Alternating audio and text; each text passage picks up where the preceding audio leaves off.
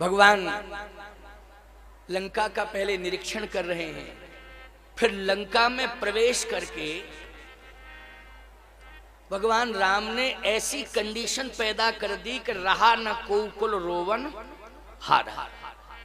लेकिन गोस्वामी जी कहते हैं ये परिणाम राम विमुख असहाल तुम्हारा। भगवान से विमुख हुआ ना रावण का परिवार, ये राक्षस, इसलिए रहा न कोकुल रोवन हारा। मैं कहता हूं कि विभीषण जी महाराज भी उसी कुल में पैदा हुए थे, लेकिन विभीषण जी ने अपना गोत्र ही बदल लिया, वो तो अच्युत गोत्री हो गए। क्यों भाई, जब भगवान की शरणागति प्राप्त कर ली प्रभु राम की, तो बोलो राम जी की शरणागति में जो पहुंचेगा उसका गोत्र कौन सा होता है? अच्युत गोत्र हो जाता है। हनुमान जी ने भाई बना लिया, भगवान ने हृदय से स्वीकार कर लिया विभीषण जी महाराज को। विभीषण जी भगवान की शरण में पहुंच गए। मैं कहता हूं विभीषण जी का अस्तित्व बच गया कि नहीं बच गया? अस्तित्व बच गया। एक काम बहुत अच्छा किया विभीषण जी के परिवार ने कि विभीषण जी की पुत्री त्रिजटा सदा माता सीता जी की सेवा में रही। वो सीता जी को सांत्वना देती रही।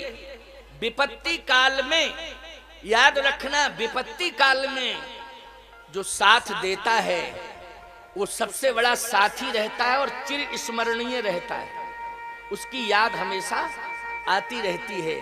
तो मैं तो कहता हूं कि सीता जी को दो की याद आई लंका में, एक तो गिधराज जटायु की और अयोध्या पहुंचने पर विभीषण की पुत्री त्रिजटा की याद आती रही कि मां तू विपत्ति संगन तय मोरी, तू विपत्ति में मेरी साथी बनी रही, बहुत बड़ा सहयोग किया। तो सीता जी को जटायु की याद आई और त्रिजटा की याद आई।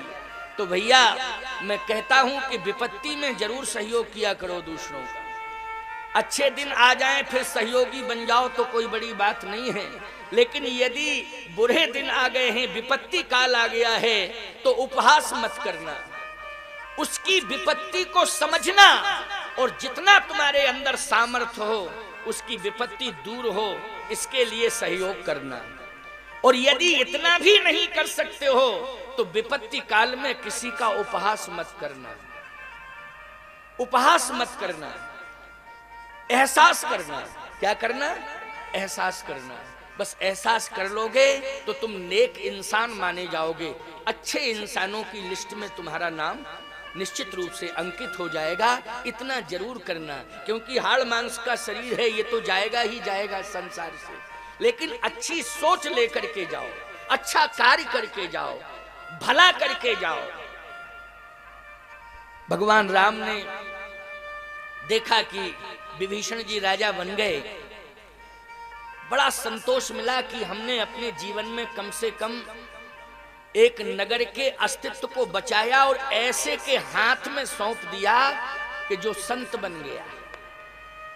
विभीषण जी तुम सारिखे संत प्रिय मोरे, ऐसे संत के हाथ में मैंने लंका की व्यवस्था दे दी है कि निश्चित रूप से लंका का आज सम्मान सुरक्षित हो गया। नहीं तो लंका में अच्छा काम नहीं होता था। लंका में नरसिंह भगवान का मंदिर था और नरसिंह भगवान ऐसे देवता हैं प्यारे कि उन्होंने हिरण्यकश्यप जैसे राक्षस के वक्ष को विदीर्ण करके उसके अंतड़ियों की माला पहन ली थी। बोलो, अपने नखों से। ऐसे देवता हैं, लेकिन वो भी बैठे बैठे देख रहे थे। और कहूं महिष मानस धैन खर अज निशाचर भक्षही, ये अन्याय रावण कर रहा था और नरसिंह भगवान का मंदिर, वहां मूर्ति बैठी बैठी रो रही थी, मूर्ति बैठी बैठी रो रही थी प्यारे। लेकिन जैसे ही नरसिंह भगवान को ये स्मरण था कि नहीं नहीं, अवतार तो राम जी का हो ही चुका है, और अवतार होता ही इसलिए है, असुर मार थापे सुरन राखे निज श्रुत से, जग विस्तार है विशद जस राम जन्म कर हेतु। श्री राम का अवतार ही इसलिए हुआ है, रावण का वध करने के लिए राम का अवतार हुआ है, रावण का ही वध करने के लिए राम का अवतार हुआ है। और केवल रावण का वध करना ही नहीं, एक बात आपको बताएं, रावण का वध हो जाता लेकिन रावणत्व खत्म ना होता तो बेकार था।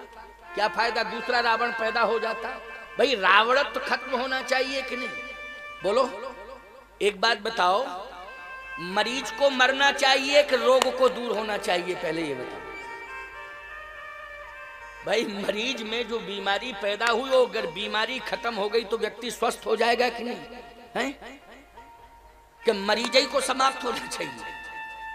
प्रयास डॉक्टर ये करता है कि इसकी बीमारी हम ठीक कर दें, ये बच जाए, लेकिन इसकी बीमारी खत्म हो जाए, ये डॉक्टर प्रयास करता है।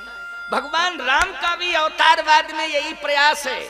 परशुराम जी चाहते तो वैसे सहस्त्र बाहु भुज छेदनिहारा परशु विलोक मही कुमारा, इतनी बड़ी क्षमता है परशुराम जी के परशु में, लेकिन परशुराम जी महाराज थे लेकिन कभी अपना शस्त्र लेकर के लंका नहीं गए, जबकि चाहते तो, अरे जब सहस्त्र बाहु भुज छेदनहारा तो रावण के तो 20 ही भुजाएं थी, 1 सेकंड का काम था, सीधा निपटाई देते रावण को, इतनी ताकत थी। लेकिन बोलो परशुराम जी आंख बंद करके भजन करते रहे कि नहीं करते रहे? केवल उस समय उनकी आंख खुली जब राम जी ने धनुष तोड़ दिया, तब आए। तई अवसर सुन सूधन भंगा आयो भृकुल कमल पतंगा। उस समय परशुराम जी महाराज आए और अपने अस्त्र शस्त्र राम जी को सौंप करके भृगुपति गए बनहि तप हेतु। इसका मतलब यह है प्यारे कि परशुराम जी महाराज रावण को मार सकते थे लेकिन रावणत्व खत्म नहीं कर सकते थे। दानव को मार सकते थे लेकिन दानवता खत्म नहीं कर सकते थे। भगवान राम रावण को मारने नहीं आए, रावणत्व खत्म करने के लिए आए। भगवान राम केवल दानव को मारने नहीं आए बल्कि दानवता को समाप्त करके मानवता का श्रृंगार करने के लिए प्रभु राम आए हुए, मानवता का श्रृंगार हो जाए। और बोलो राम जी ने मानवता का श्रृंगार किया कि नहीं किया? आज किसके चरित्र का अनुसरण करते हो? बोलो। हमारे यहां अवतारवाद में राम और कृष्ण के चरित्र का अनुसरण होता है कि नहीं होता है? भगवान नारायण के चरित्र का अनुसरण होता है, संतों के चरित्र का अनुसरण होता है कि नहीं होता है? नरसिंह भगवान के चरित्र का अनुसरण करोगे? बोलो। विशिष्ट देवता हैं, उनकी उपासना करने वाला वो ही जानता है जो उनका उपासक है, कितनी बड़ी महिमा है। बोलो महिमा बहुत है, लेकिन जो नरसिंह भगवान ने किया वो तुम करोगे? किसी की आंतें निकालो फिर पता लग जाएगा तुम्हें। बोलो। सावधान, कानून यही कहेगा कि तुमने क्यों हाथ में ले लिया कानून। तुम्हें एफआईआर करनी चाहिए थी अगर गलत व्यक्ति था तो इसकी सजा अदालत देती, इसको फांसी के फंदे पे झुला देती, लेकिन तुमने ये डिसीजन क्यों लिया? चलो जेल के अंदर। तो तुम ये कहोगे हम तो नरसिंह भगवान बन गए थे उस समय। बोलो भाई, हम नरसिंह भगवान बन गए थे। हमारे गांव में भागवत की कथा हो रही थी, पंडित जी ने कहा था नरसिंह भगवान बन जाना और कोई अन्यायी मिले तो उसकी आंतें निकाल लेना सीधे। भगवान राम ने पहले समझौते का प्रयास किया, काज हमार तास हित होई तो रिपुशन करो बत कही सोई। बोलो है स्पष्ट कि नहीं रामायण में? काज हमार, सीता हरण के बाद भगवान ये बात कह रहे हैं, सीता हरण के बाद काज हमार तास हित होई तो रिपुशन करो बत कही सोई। और इतना ही नहीं, हनुमान जी जैसा अतुलित बलधामम बुद्धिमताम वरिष्ठम जितेंद्रियम, ऐसे हनुमान हाथ जोड़ के कह रहे थे विनती करहूं जोर कर रावण सुनहु मान तज मोर सिखावन। हम प्रार्थना कर रहे हैं हमारी बात मानो। क्या माने तुम्हारी बात? रावण बोला राम चरण पंकज उर धरहु तो लंका अचल राज तुम करो। सीता हरण के बाद हनुमान जी ने प्रार्थना की। बोलो की कि नहीं की? ईमानदारी से बताओ, राम जी से जो जुड़ा मानवता का श्रृंगार किया कि नहीं किया? यही तो मानवता है कि सामर्थ्यवान होते हुए भी हाथ जोड़ रहे, यही मानवता है। हनुमान जी में इतना सामर्थ्य था कि एक मुक्का मार देते रावण के ब्रेन हेमरेज हो जाता कि नहीं? क्या बिगाड़ता रावण? रावण के राक्षस क्या बिगाड़ लेते हनुमान जी का, बोलो। पूंछ इतनी बलवती है हनुमान जी की कि पूरी पूंछ ही ने कमाल बहुत किया था, बोलो किया था कि नहीं किया था, लेकिन पूंछ ही कमाल कर देती। एक मुक्का रावण के मारते हो, जितने राक्षस थे सबको पूंछ में लपेट लेते। अरे ये छोड़ो, ना तो मुक्का मारने की जरूरत थी और ना पूंछ में राक्षसों को लपेटने की जरूरत थी। सीधी सी बात यह है कि आनो यहां त्रिकूट उपारी, सीधी सी बात, त्रिकूटई पर्वत उखाड़े लेते हैं और सीधे समुद्र में, कुछ करने की जरूरत ही नहीं थी। लेकिन नहीं, मानवता का श्रृंगार, पहले संवाद करो, और यदि संवाद में समझौता नहीं होता है तब विवाद की स्थिति बनती है। हाथ जोड़ के प्रार्थना करो। इसलिए मानवता का श्रृंगार हुआ कि नहीं हुआ। अंगद ने भी, अंगद से भी कहा, अंगद जाना तो, लेकिन काज हमार तास होई तो रिपुशन करो बत कही सोई। लेकिन अंतर ये था कि हनुमान जी में और अंगद जी में, अंगद में बल ही बल है, बुद्धि की कमी है, और हनुमान जी में बल भी है और बुद्धि भी है। हनुमान जी वीर भी हैं और गंभीर भी हैं, अंगद केवल वीर ही वीर है, गंभीर नहीं है। बस इस बात की कमी है, वीर है लेकिन गंभीर नहीं है, बस अंतर इतना था। लेकिन आखिर समझौते के लिए प्रयास किया गया कि नहीं, यही मानवता का श्रृंगार है। इसलिए रामा अवतार ऐसा श्रेष्ठ अवतार है, ऐसा मर्यादित अवतार है कि जिसमें मानवता का श्रृंगार होता है। इसलिए रामा अवतार सबसे ज्यादा प्रिय है। बोलो है प्रिय कि नहीं। अच्छा एक बात और बताएं, भगवान राम ही कृष्ण बने हैं, लेकिन विवाह की पद्धति आप किसकी अपनाए हो, बोलो। कृष्ण भगवान के विवाह की पद्धति अपने परिवार में कि राम जी के विवाह की पद्धति। हाँ, सबने कहा राम जी के विवाह की पद्धति। बोलो भाई, चाहे कृष्ण ही भक्त क्यों ना हो, महान कृष्ण भक्त हो, लेकिन किस पद्धति से विवाह करते हो। हाँ, और कृष्ण भगवान की पद्धति से करोगे तो हाँ हो रहे होंगे कहीं कहीं, लेकिन पद्धति वो स्वीकार है क्या।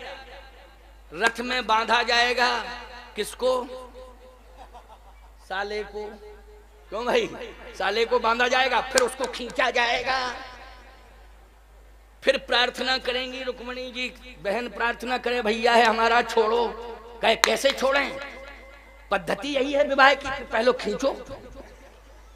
तो ईमानदारी से बताओ, बहन की घर में शादी होती, जितने भाई होंगे सब भाग जाएंगे कि नहीं 2-4 दिन के लिए, कि भाई कौन खींचा कड़ोरी करवाता फिर है अपनी, क्योंकि पद्धति यही है। सावधान। लेकिन भगवान राम, क्या बात है साहब, 10,000 राजा एक साथ तलवार निकाल करके आक्रमण करने को तैयार हो गए, लेकिन भगवान राम ने लक्ष्मण से कहा, लक्ष्मण माखे लखन कुटिल भाई भोए, कहा नहीं नहीं नहीं, कुछ कहने की जरूरत नहीं है। क्यों, ये विवाह स्थल है। तो जनक जी बोले, जनक जी तो बेटी के बाप हैं, बेटी का बाप चाहे जितना प्रभावशाली क्यों ना हो, अगर बारातियों में कुछ आ गए नशेड़ी वसेड़ी तो उनके ऊपर लाठी नहीं भांजता है, हाथ ही जोड़ता, भैया इज्जत का सवाल है, थोड़ा सा कृपा करो, इज्जत का सवाल, हाथ जोड़ता है कि नहीं जोड़ता है। अच्छा, दूल्हा तो बिल्कुल भगवान ही बन जाता है, उस समय बैठा ही रहता है, वो ना हिलता है ना डुलता है ना ज्यादा बोलता है। क्यों भाई, क्योंकि वो भगवान ही है उस समय। तो राम जी ने कहा हम दूल्हा और तुम भी दूल्हा, और जनक जी बेटी के बाप हैं, और फिर ये राजा जो तलवारें निकाले हैं, कहा ये भगवान पर छोड़ दो, भगवान पर छोड़ो। विवाह में शांति रहना चाहिए, अगर कोई ग्रह उपद्रव करता है तो भगवान पर छोड़ दो, भगवान व्यवस्था करेंगे। और ये जितने भी खुरापाती थे, बोलो इनकी सबकी व्यवस्था 5 सेकंड में परशुराम जी ने कर दी कि नहीं कर दी। पितु समेत कह कह निज नामा, लगे करन सब दंड प्रणाम। और भगवान परशुराम ने ये दिखा दिया कि सुन, मुझे ही तू साष्टांग प्रणाम कर रहा है या तुम सब मिलकर के कर रहे हो, लेकिन मैं किसे प्रणाम कर रहा हूं। कह जय जय जय रघुकुल केतु, भृगुपति गए बनहि तब हेतु। और जब परशुराम जी सरेंडर हो गए तो जितने राजा थे वो भी कहने लगे राजा रामचंद्र की जय हो जय हो जय हो, क्योंकि हाईकमान सरेंडर हो गया तो ये क्या करेंगे बेचारे। देखा आपने, आदर्श विवाह हो गया कि नहीं हो गया। बोलो पूरा का पूरा विवाद संवाद में बदल गया कि नहीं। और जब विवाद संवाद में बदलता है उसी समय समाज में मानवता का श्रृंगार हो जाता है प्यारे। इसलिए राम ने केवल दानव ही नहीं, दानवता नहीं, मानवता का भी श्रृंगार किया है। इसलिए मानवता का श्रृंगार करो। राम कथा तुम्हें यही प्रेरणा देती है, राम कथा से तुम्हें यही शिक्षा मिलती है। आज विभीषण को राजा बना हुआ देखा राम जी ने, कहे राम तुम्हारा संकल्प पूरा हो गया और तुमने लंका को उचित हाथ में सौंप दिया। इसमें उचित हाथ में सौंपा, बहुत अच्छा हुआ। राम तुम्हारा संकल्प